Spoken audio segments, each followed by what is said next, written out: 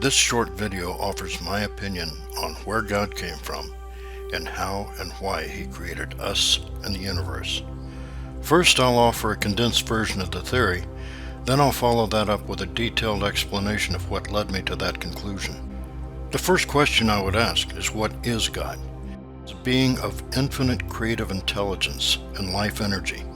In this theory, I propose that in the Big Bang, God exploded, compressing some of His life energy into matter, the matter that composes the universe.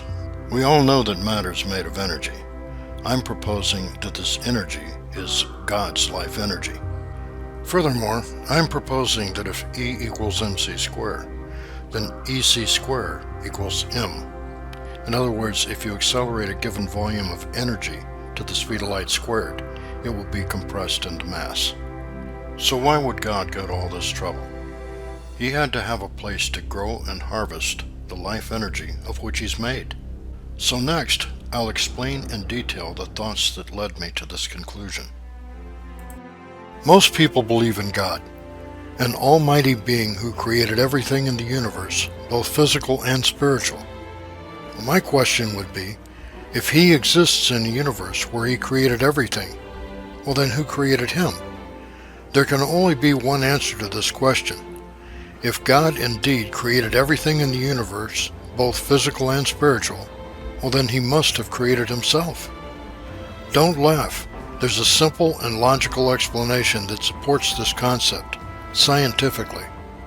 If God came to the realization that He must have created Himself, then He must have realized that He needed to get busy at it or risk His own demise. So in creating Himself, He would first have to identify what it is that He's made of. By most people's estimation, that would be a creative life energy of infinite power. So in order to create this life energy, He would have to create a garden in which this life energy could grow and be harvested. In order to produce this, or anything for that matter, there must be a starting point from which growth could progress. And there can't be a starting point or the progression of growth unless time existed. So how would He go about creating time? All God would have to do is move something from one place to another. In doing this, He would have created a starting point against which to measure both time and distance. But what could He move in this infinite emptiness? Well, He could move a portion of His own life energy from one place to another.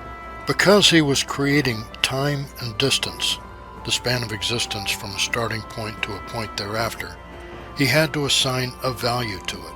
Say He invested 1 unit of life energy in the project. The energy would need to have a value in time. Otherwise, the energy would have 0 value. So say He assigned the value of 1 second to the unit of life energy.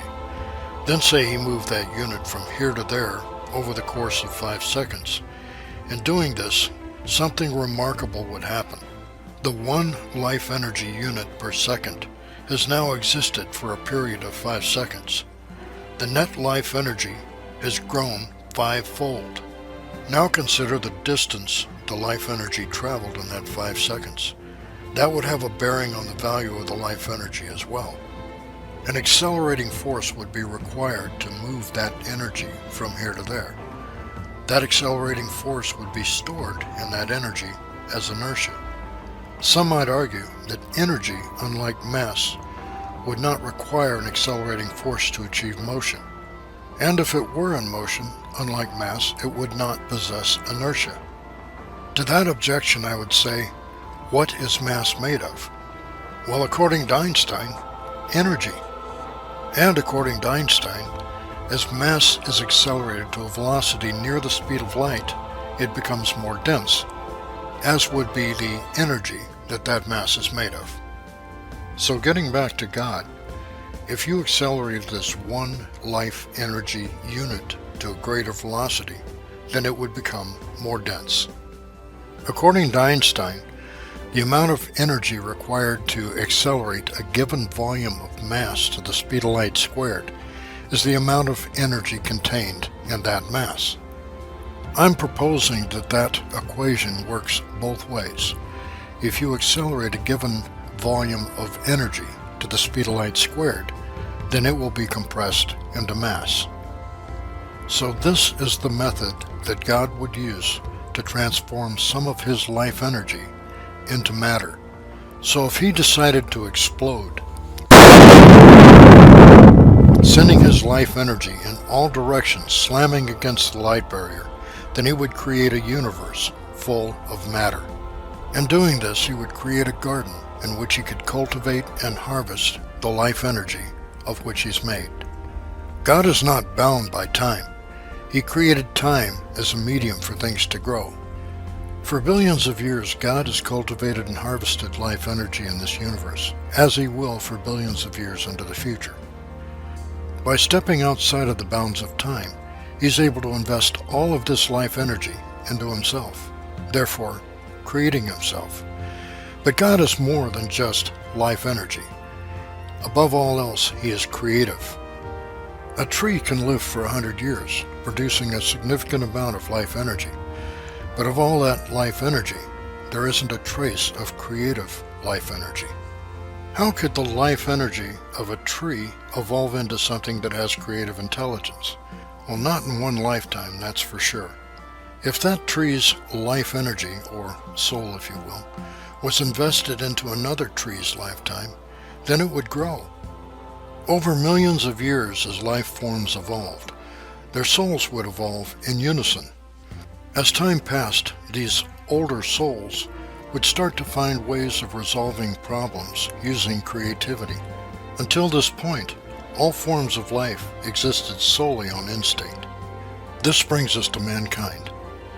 If all of our souls evolved at the same rate, then why are some people more creative and others more instinctive? Again, we have to realize that God is not bound by time. If at the end of a lifetime he feels that a soul needs a certain environment, that environment may not be in a lifetime in the future. It may be in the past. If God wants to expedite the growth of a tree's life energy, then why not reincarnate it into 1,000 trees or even 10,000 trees in the same span of time? He's probably doing the same thing with us. Wouldn't it be something to run into yourself from another incarnation in this lifetime? Have you ever met someone and walked away scratching your head thinking, why do they seem so damn familiar? That might be the answer. So why would souls of different ages exist in the same time period? Well, it makes sense. The older souls could use their creativity to provide a comfortable habitat for those less creative. The creative souls could create cars, highways, hospitals, schools, for those young souls who operate on instinct or must be taught everything they know. I would say it's an obligation of the older souls to treat the younger souls with the same consideration and patience they would their own younger siblings. So for those of us that are anxious to meet God and see him face to face, you're in luck. If you're looking for an old man with a beard and white hair, you'd be better off to go see Santa Claus. As far as seeing God, look in the mirror. Every atom that makes up your being is God's life energy. So when you hear that little voice inside, it might be a good idea to pay attention to it.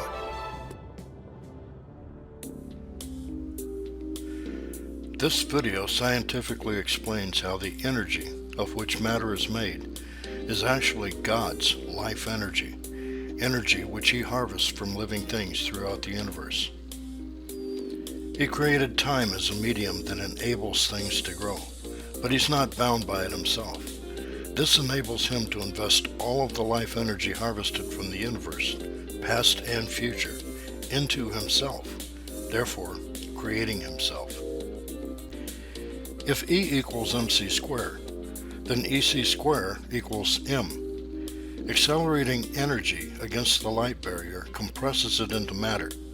So if God's compressed life energy can be seen as matter, where is God's uncompressed life energy?